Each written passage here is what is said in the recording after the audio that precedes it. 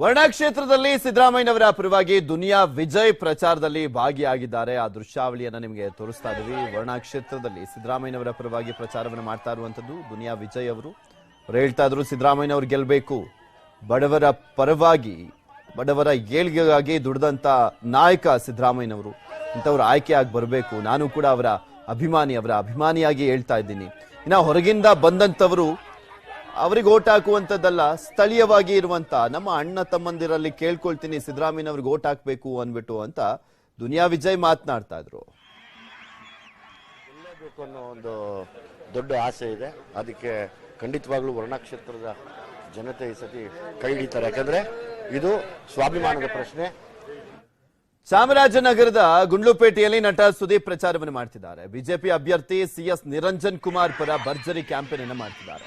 ಸುದೀಪ್ ನೋಡ್ಲಿಕ್ಕೆ ಸಾವಿರಾರು ಅಭಿಮಾನಿಗಳು ಆಗಮಿಸಿದ್ದಾರೆ. ಅಭಿಮಾನಿಗಳನ್ನ ನಿಯಂತ್ರಿಸಲಿಕ್ಕೆ ಪೊಲೀಸರು ಸರ್ಕಸ್ ಮಾಡ್ತಿದ್ದಾರೆ. ನಿಮಗೆ ದೃಶ್ಯಾವಳಿಗಳಲ್ಲಿ ತೋರಿಸ್ತಾ ಇದ್ದೀವಿ. ಗುಂಡ್ಲುಪೇಟೆಯಲ್ಲಿ ಅಮಿತ್ ಶಾ ಅವರು ಕೂಡ ಮೊನ್ನೆ ಪ್ರಚಾರದಲ್ಲಿ ಭಾಗಿಯಾಗಿದ್ರು. ಅಮಿತ್ ಶಾನು ಕೂಡ ರೋಡ್ ಶೋವನ್ನ ಮಾಡಿದ್ರು. ಅಭ್ಯರ್ಥಿ ನಿರಂಜನ್ ಕುಮಾರ್ ಪರವಾಗಿ ಅಮಿತ್ ಶಾ ರೋಡ್ ಶೋವನ್ನ ಮಾಡಿದ್ರು, ನೀವು ಕೂಡ ನೋಡಿದ್ರಿ. ಈಗ ಸುದೀಪ್ ಅವರು ನಿರಂಜನ್ ಕುಮಾರ್ ಪರವಾಗಿ ರೋಡ್ ಶೋವನ್ನ ಮಾಡ್ತಾ ಇದ್ದಾರೆ. ಸುದೀಪ್ರನ್ನ ನೋಡ್ಲಿಕ್ಕೋಸ್ಕರ ದೊಡ್ಡ ಸಂಖ್ಯೆಯಲ್ಲಿ ಜನ ಕೂಡ ಬಂದಿದ್ರು. ರೋಡ್ ಶೋದ ಟೈಮ್ನಲ್ಲಿ ಅವರನ್ನ ನೋಡ್ಲಿಕ್ಕೋಸ್ಕರ ಕಿಚ್ಚ ಕಿಚ್ಚ ಅನ್ನುವಂತ ಘೋಷಣೆಗಳು ಮೊಳಗ್ತಾ ಇದೆ.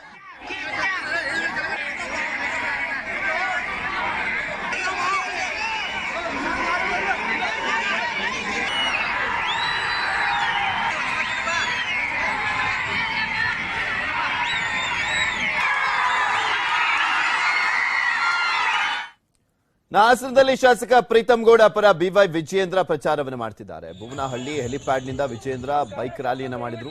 ತಾವೇ ಸ್ವತಃ ಬುಲೆಟ್ ಅನ್ನು ಓಡಿಸುವ ಮೂಲಕ ಬೈಕ್ ರ್ಯಾಲಿಗೆ ಚಾಲನೆಯನ್ನ ಕೊಟ್ಟರು.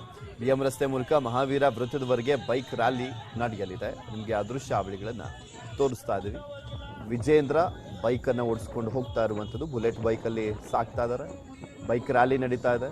ದೊಡ್ಡ ಸಂಖ್ಯೆಯಲ್ಲಿ ಬಿಜೆಪಿ ಕಾರ್ಯಕರ್ತರು ಸೇರ್ಕೊಂಡಿದ್ದಾರೆ. ವಿಜಯೇಂದ್ರ ಹಿಂದೆ ಪ್ರೀತಂ ಗೌಡ ಕೂತಿರುವಂತದ್ದು. ಹಾಸನದ ಶಾಸಕ ಪ್ರೀತಂ ಗೌಡ್ರನ್ನ ಸೋಲಿಸುವಂತ ನಿಟ್ಟಿನಲ್ಲಿ ನಿನ್ನೆ ದೇವೇಗೌಡರು ಬೆಂಕಿ ಮಾತುಗಳನ್ನಾಡಿದ್ರು. ಅಂದ್ರೆ ಹಾಸನದ ಅಭಿವೃದ್ಧಿಗೆ ಕಂಟಕ ಆಗ್ಬಿಟ್ಟಿದ್ದಾರೆ ಪ್ರೀತಂ ಗೌಡ. ಅವರನ್ನು ಸೋಲಿಸ್ಬೇಕು, ನನ್ನ ಕಣ್ಣಲ್ಲಿ ನೋಡ್ಬೇಕು ಅವ್ರ ಅಂತ್ಯ ಆಗುವಂತದ್ದನ್ನ, ಅಂದ್ರೆ ರಾಜಕಾರಣದಲ್ಲಿ ಅನ್ನುವಂಥದ್ರ ಬಗ್ಗೆ ತುಂಬಾ ಭಾವನಾತ್ಮಕವಾಗಿ ಮಾತನಾಡ್ತಾ ಇದ್ರು. ತುಂಬಾ ಸಿಟ್ಟಿನಿಂದ ದ್ವೇಷದ ರೀತಿಯಲ್ಲೇ ಮಾತನಾಡುವ ರೀತಿಯಲ್ಲಿ ಮಾತನಾಡ್ತಾ ಇದ್ರು ಎಚ್ ಡಿ ದೇವೇಗೌಡರು.